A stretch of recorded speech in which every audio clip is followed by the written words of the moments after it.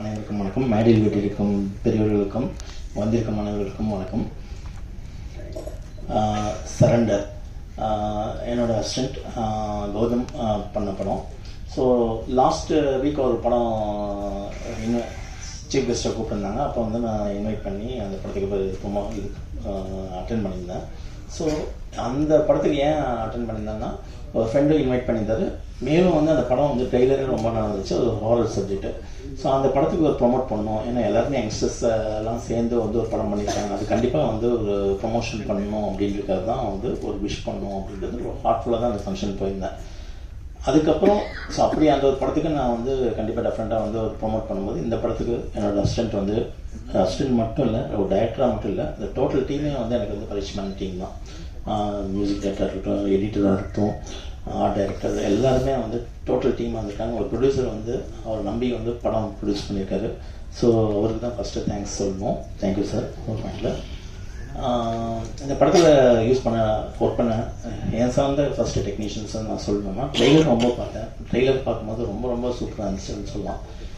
எல்லா ஆங்கிலையுமே வந்து அந்த படத்தை வந்து இன்னும் வந்து அந்த ட்ரெய்லர் வந்து இந்த படத்தை பார்க்கணும் அப்படின்ற ஒரு எக்ஸைட்மெண்ட் வந்து க்ரியேட் பண்ணிச்சுன்னு சொல்லலாம்.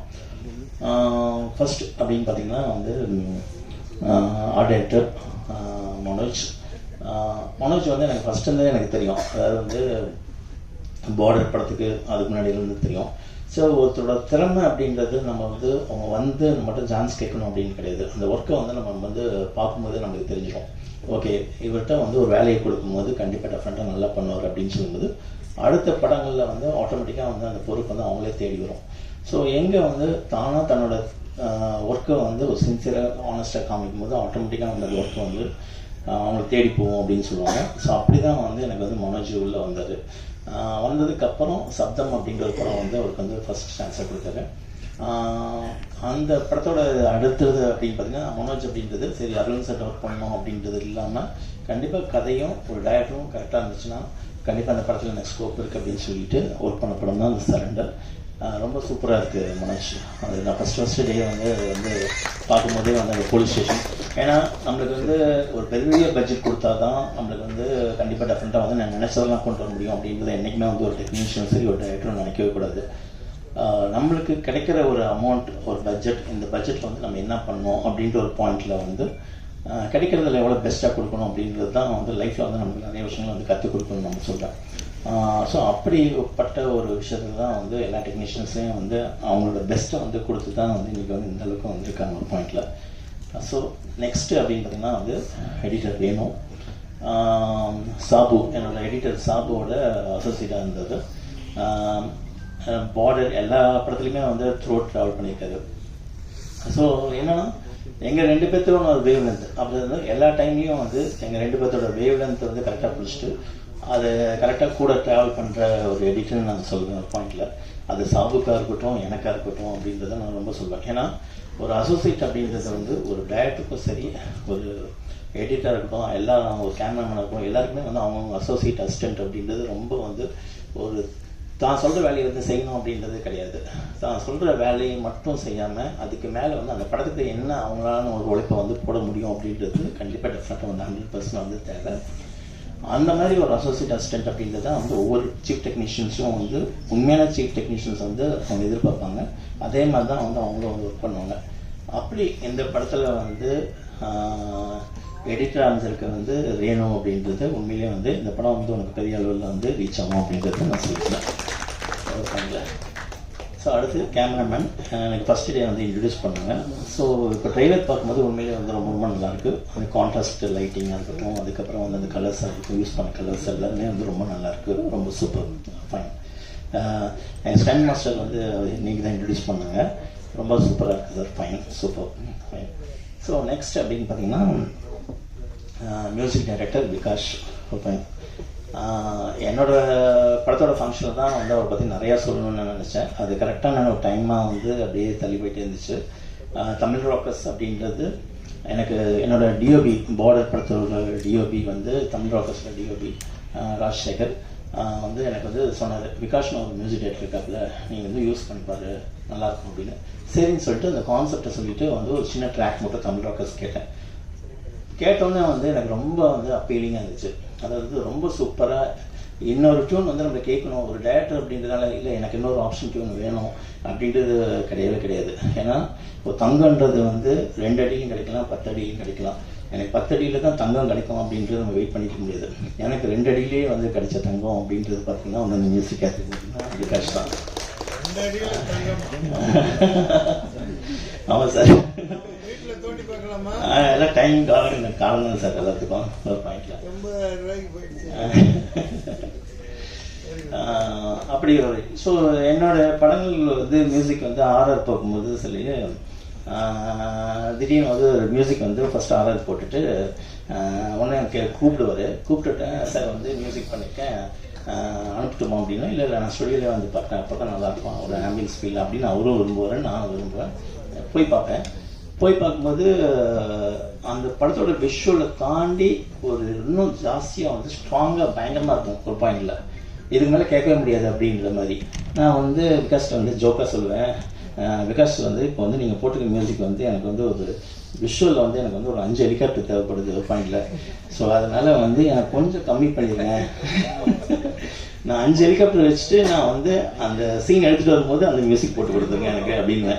ஸோ இவர்கிட்ட வந்து எல்லாருமே வந்து பார்த்தீங்கன்னா மியூசிக் டேரக்டர் கேட்கும்போது எனக்கு கொஞ்சம் கம்மியாக இருக்குது அப்படின்றது தான், எனக்கு கொஞ்சம் ஜாஸ்தியாக எனக்கு ஃபீல் பண்ணணும் அப்படின்னு தான் கேட்பாங்க.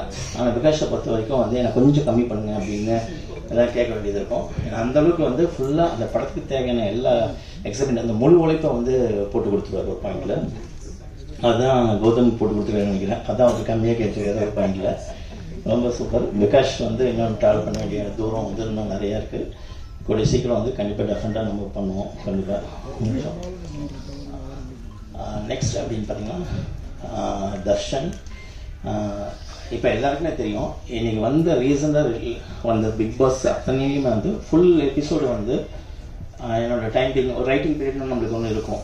Shooting time writing period. அந்த ரைட்டிங் பீரியட் டைமில் வந்து அந்த நான் பார்த்த முழு ஃபுல் பிக் பாஸ் அப்படின்னு பார்த்தீங்கன்னா வந்து தர்ஷன் வந்து அந்த பிக் பாஸ் தான். அது இன்றைக்கி வரைக்கும் எந்த அளவுக்கு சக்ஸஸான ஒரு பிக் பாஸ்னு எல்லாருக்கும் தெரியும். ஆனால் அதில் பார்ட்டிசிபேட் எல்லாருமே வந்து இன்றைக்கி இண்டஸ்ட்ரியில் இருக்காங்க. அதில் 2 பேர் வந்து எனக்கு வந்து ரொம்ப ஃபோக்கஸ்டாக இருந்தேன். ஒன்று தர்ஷன், ஒன்று முகன். ஸோ நான் ஒரு லவ் சப்ஜெக்ட் எடுத்தோம்னா கண்டிப்பாக வந்து தர்ஷன் முகன் யாரோ ஒருத்தர் யூஸ் பண்ணணும் அப்படின்றது 2 பேருமே வந்து ரொம்ப சாமிங்காக இருந்தாங்க. ஸோ ஃபஸ்ட்டு என்னோடய அசிஸ்டண்ட் கௌதம் படத்தில் வந்து த்ரூஅவுட் வந்து ஃபஸ்ட் படம் அமைஞ்சது வந்து ரொம்ப சந்தோஷம். அதை காஸ்ட் பண்ணது கௌதமுக்கும் ரொம்ப தேங்க்ஸ். ஸோ அந்த இன்றைக்கி வந்து அந்த ஃபஸ்ட் படம் பார்க்கும்போது ஒரு ஃபஸ்ட் படத்துக்கான டெபியூ படத்துக்கான இல்லாமல் மெயின் வந்து அந்த ஆக்ஷன் அப்படின்றது ரொம்ப முக்கியம். ஸோ ஒரு லவ் சப்ஜெக்ட் அப்படின்றது பண்ணுறது ஓகே, பட் எடுத்தோன்னே டெபியூவாக வந்து அதை ஆக்ஷனாக பண்ணி அதில் வந்து ஆடியன்ஸை வந்து ரீச் பண்ணுறது அப்படின்றது ரொம்ப ரொம்ப கஷ்டமான விஷயம். ஸோ அந்த ஃபஸ்ட்டு படம் தானே எப்படி ஆக்ஷன் ஹீரோவாக அக்செப்ட் பண்ணிப்பாங்க அப்படின்றது கிடையாது.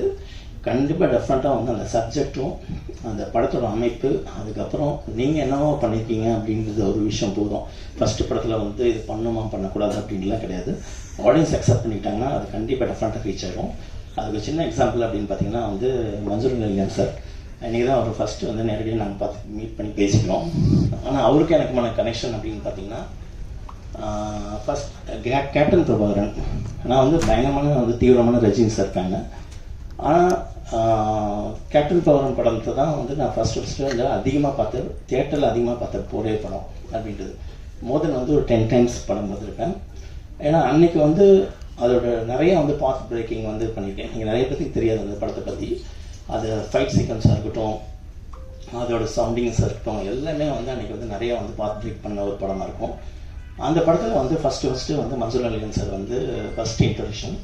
அந்த இன்ட்ரடக்ஷன் அதுக்கு வந்து ஃபஸ்ட்டு வந்து அந்த இன்னொருத்தரோட ஆப்போசிட்டில் இருக்கிற தலையை வெட்டிட்டு வந்து ஃபுல் பிளட்டில் சோக் ஆகிட்டு அவரோட ஃபேஸ் இன்ட்ரடியூஸ் ஆகும்.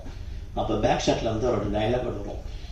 படம் வந்து ஒரு 1 or 3 days 4 days ஆனதுக்கு முன்னாடியே வந்து அவரோட இமேஜ் வந்து கேரக்டர் வந்து சக்ஸஸ் ஆயிடுச்சு.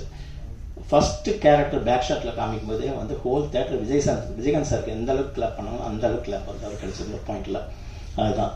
ஸோ ஒரு ஹீரோக்கு ஈக்குவலாக வந்து ஒரு வில்லனுக்கு வந்து அந்தளவுக்கு ஒரு ரிசீப்ட் கிடைக்கும் போது கண்டிப்பாக டெஃபரெண்ட்டாக வந்து ஆடியன்ஸ் வந்து எந்த கேரக்டர் எது பண்ணாலும் சரி ஒரு பாயிண்டில் அது கரெக்டாக ரீச் ஆயிடுச்சுன்னா வந்து கண்டிப்பாக வந்து சக்ஸஸ் ஆகும் அப்படின்றது தான் அது எல்லாருக்குமே தெரிஞ்ச விஷயம். அந்த விதத்தில் தர்ஷனா இருக்கட்டும், படத்தில் பார்ட்டிசிபேட் பண்ண ஹீரோயின்ஸ் ரம்யா எல்லாருக்குமே வந்து என்னுடைய வந்து வாழ்த்துக்களை தெரிவிச்சுக்கிறேன்.